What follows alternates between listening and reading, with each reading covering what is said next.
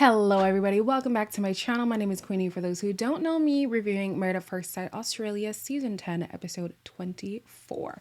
Before I get into it, please make sure to like this video, subscribe, and hit the bell, and leave a comment down below. So here we are, yet another episode where we have to experience the delusions of the likes of Harrison and Bronte and Taylor girl.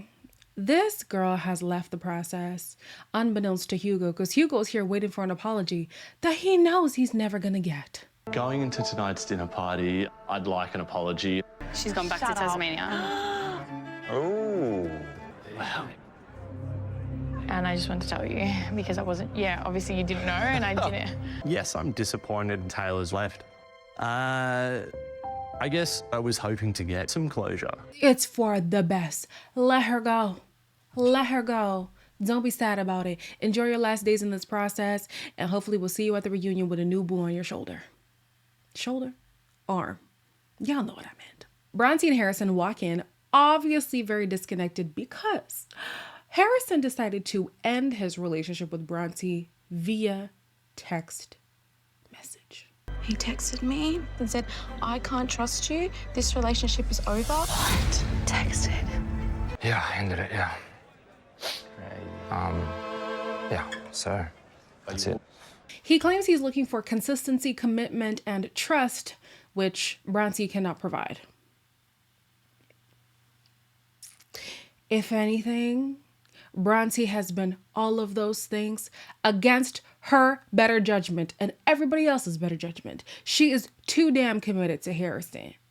She was too consistent in constantly covering up for him and coming to his aid and having his back, defending him with no grounds to do those things. There was no reason for her to always be Harrison's advocate when he is the worst person in the room.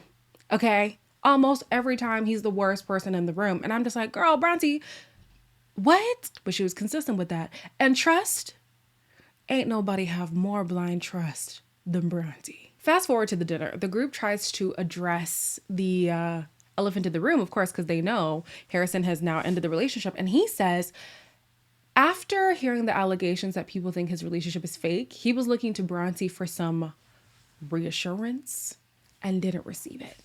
I'm trying to have that discussion. Bronte gets up, walks out of the room and says, I'm leaving, I want to go home. You continuously break my trust. Holy shit. I just want to be sure that the person I'm with is as committed as I am. I don't know how many times I could have said it in 5 different languages to you that I'm in this relationship. That's a wishy-washy flippant answer, I'm sorry.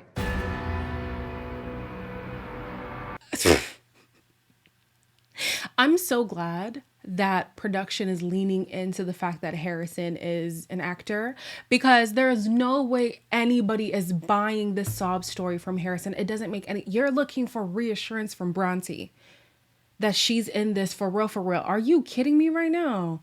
Honestly, it's looking like Stockholm syndrome for Bronte, because we were like, girl, you are in captivity. You need to be released. You need to be released, honey.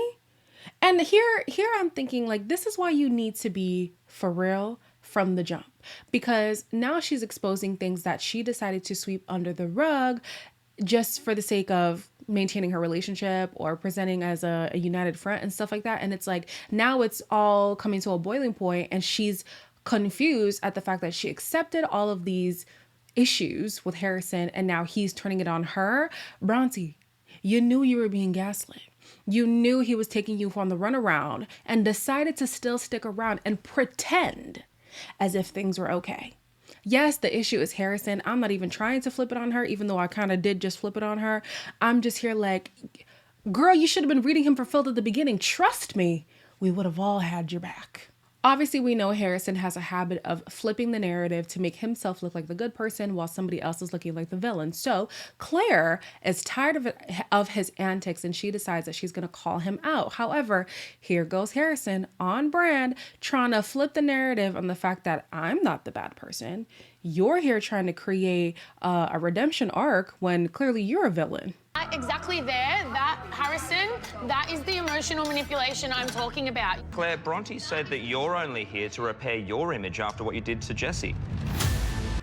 When Harrison's getting called out, he's able to target others and the conversation moves on. One thing we know this man is going to do is fabricate a story and believe it till kingdom come. He did it with the Adam situation. He did it with the women outside situation. He did it with the being sexually unattracted to Bronte situation. He's doing it now with asking for reassurance. And now Claire apparently came back just for a redemption story. Not that she actually liked, what's his name? What is his name now? Jesse. So here's the thing. I want to disagree. I'm going to disagree with the fact that Bronte said those things, because I don't think she said those things. I'm not sure. But I don't think it's far off. If we're going to be honest, you know, I do think that Claire does feel for Jesse. I don't think she feels for him enough to want to pursue a romantic relationship after the show. You know, I'm not quite sure if she came in for the sake of, you know, cleaning up her reputation, making sure that she leaves looking like a good person instead of the woman in the process who cheated on her husband. But I'm just like, I don't know. Especially since at the beginning of the season, she had him dead to rights. It like she had a great image going in and then it flipped on her.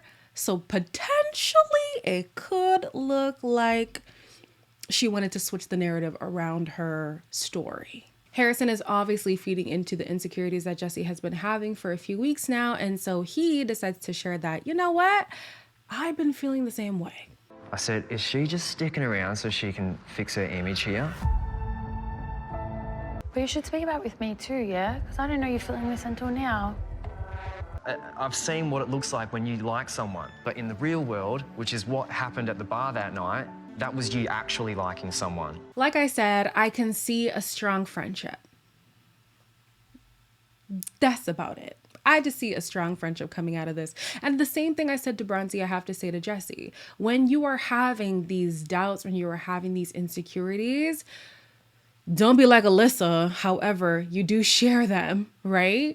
Because now that things are coming to a head, you're boiling over on all these things that Claire didn't even know were an issue.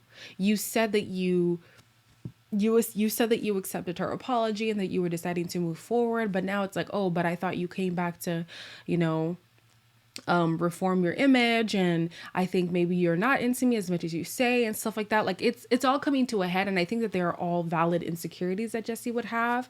I would feel the same, because you did look like the good person and then you look like one of the worst people, and then all of a sudden you're not attracted to me, and all of a sudden you want to put in all this effort. Like it just seems, you know, it seems performative. And then on top of that, Jesse is saying the Claire that she was with Adam is not the Claire that she is with him. I can see that as well. You know when somebody's into you, and he can sense that Claire is not into him. But again, if you had these insecurities, if you had these doubts, you should have brought it up. Surprisingly enough, Taylor returns to the process for two reasons. To call out Hugo on embarrassing her in front of all the other couples and try to turn them against her. But to also say she wants to give this relationship another try. Who's that? It's Taylor. That's Taylor's back. Stop. Taylor. There's not been one thing that you've done that made me think that you did genuinely want to make this work. I will give this a go. Give it a go? You're going to be absolutely awesome when you find the person that you connect with, but that's not me, and that's okay. I was honestly going to give you a chance. I was trying to give you a chance. It's okay. That man, Cameron, he don't want to be with you. At least I hope so. He don't want to be with you. I think maybe she thought she was gonna be in a loveless, because we know a lot of these couples are loveless, in a loveless marriage, but then have her little affair on the side. You know, it happens every season. Somebody is clearly not connecting with their spouse, but they connect with somebody else's spouse, so they stay in the experiment to pursue that relationship. Girl, Cameron is not the one or the two or the three. Okay?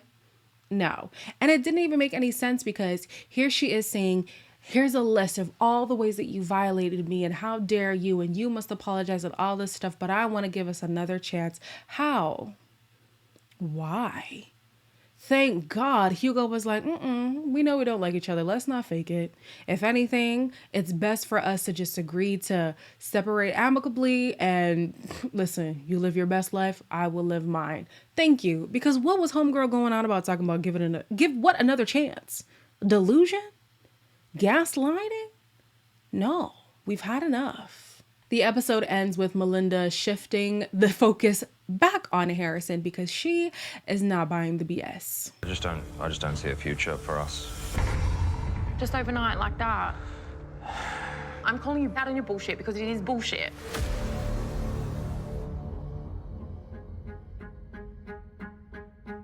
When Harrison gets backed in a corner, he really ducks and weaves.